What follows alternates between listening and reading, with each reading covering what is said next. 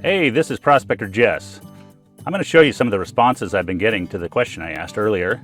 It's really pretty interesting. A lot of this stuff covers things from, gold claims all the way to how do I find black sands and remove them. So we're going to go over these a little bit, one by one.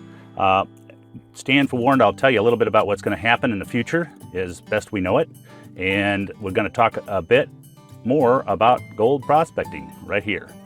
So we'll start off on the Hunting for Gold Facebook fan page. You see that right here.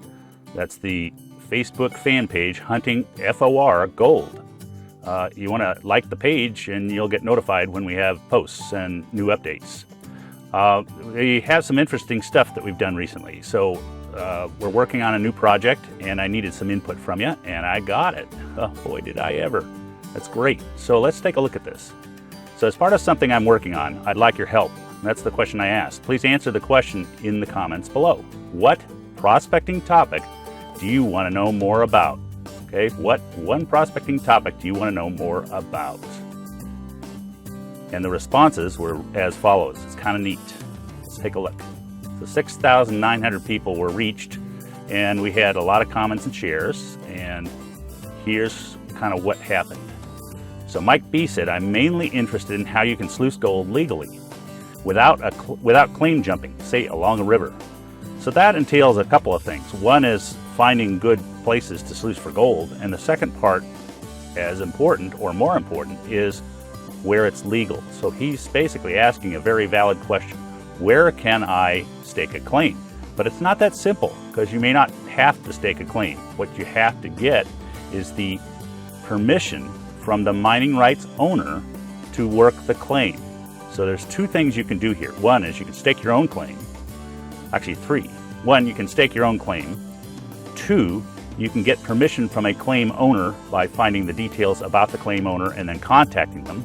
And three, you can join a club that has access to various claims. Any one of those is a very popular way to get access legally to gold. Along rivers, out in the desert, it really doesn't matter. Now, claim rights vary from place to place, state to state, country to country. So you have to dive in. In fact, actually in California, for example, they can vary county to county. So it's very much a thing about real estate or property rights that are attached to minerals. So there's mineral rights involved that define what a claim is and how you get access. First thing, how you identify where the claim is and who owns it, but also what the rights are that are attached to it, because that can vary.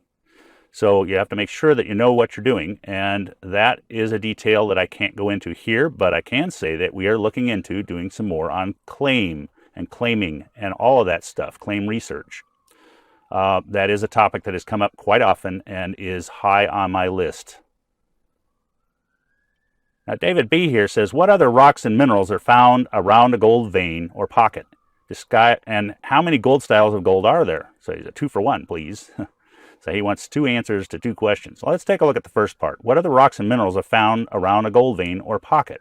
I discussed some of this in the last 2 hangouts, Gold and Rock ID, and specifically the business of heavy mafic, that's magnesium ferric minerals. These are dark minerals that might rust, or they might just be black or serpentine-like. All of these tend to go along with gold. Now, the other thing that goes along with gold are quartz intrusions. These are hydrothermal deposits or secondary deposits in cracks that form in these softer minerals such as serpentine, such that basically the vent for the steam or geyser would leave behind a pocket of quartzite, this is glass if you will, that's heavy in metal minerals. And so you're looking for the stains and things like that. So that's something we talked about in Gold and Rock ID. Take a look at that. The other thing, let's see. Oh, and then he also said, how many gold styles are there? There are infinite styles. They're basically anything in terms of gold.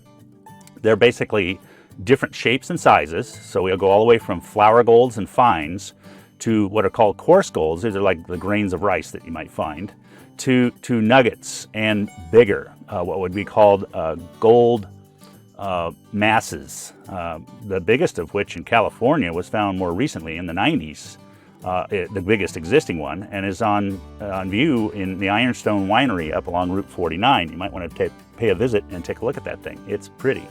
and it's impressive from the standpoint of crystal structures.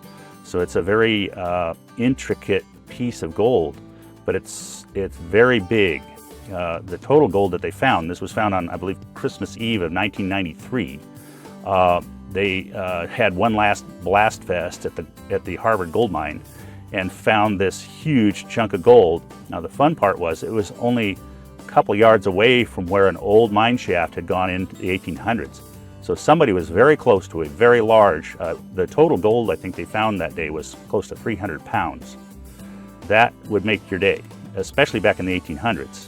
But even today it'd be nice. So, but there are all kinds, and then inside of those gold crystals are fine golds, wire golds, dendritic network golds, crystalline gold of all different sizes and shapes. The crystals of gold can take on different forms. If you want to look up that one, look at mindat.org, mindat.org, and look up gold, and it'll show you the different crystal structures it can take on.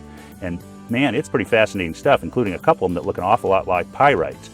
So there's some interesting stuff that you need to know when you're looking at gold, and in particular at the forms that it can take. So the next step for you to take is to go over to Sourdough Miner and look at the rest of the answers that I give for the questions that you gave. It's kind of an interesting set. I just thought it'd be nice to have a little bit of an intro here on Facebook itself, and then you can take over with the link that's down below or nearby and go to sourdoughminer.com and look at the post I make for the rest of the video. There's a number of questions left to go.